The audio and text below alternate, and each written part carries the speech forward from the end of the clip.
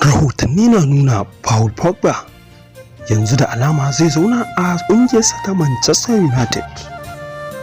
Rahotanni sun bayyana cewa da alama Paul Pogba zai ci gaba da zama a Manchester United a wannan bazarar, duk da sha'awar da PSG suke yi ganin cewar sun siye shi bayan ƙungiyar ta kammala ɗaukar Lionel Messi. Hausa Football News TV, ku danna mana subscribe, sannan ku danna mana ƙararrawa domin ci gaba da kasancewa da zafafan sababbin bayanai da suka shafi ƙwallon ƙafa. Lionel Messi ya kammala komawa PSG daga Barcelona tare da kwantiragin shekaru 2 da ƙarin shekara 1. A cewar Sky Sports, komawar Messi yana nufin tayin Pogba a wannan kasuwar canja wuri ya ragu kuma ya canza da yiwuwar ba zai yiwu ba.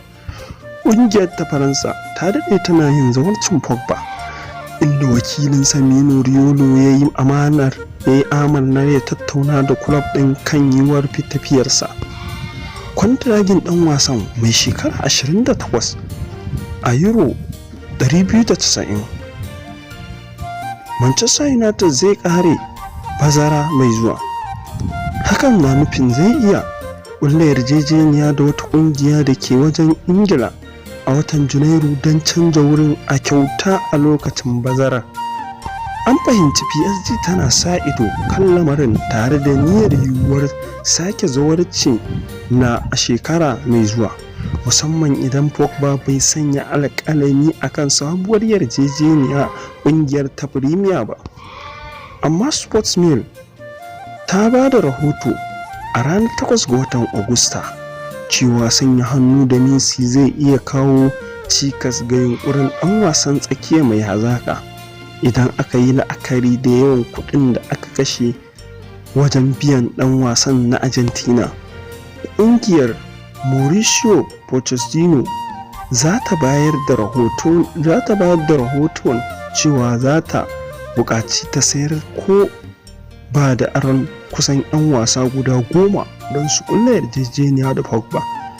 Ana ci gaba da tattaunawa tare da wakilan Pogba, amma ɗan wasan da ya buga wa Faransa wasanni 84 baya son gaggauta irin wannan babban yanke shawara na aiki, kuma United ta san cewa a halin yanzu babu matsin lamba na gaggawa kan zawarcinsa.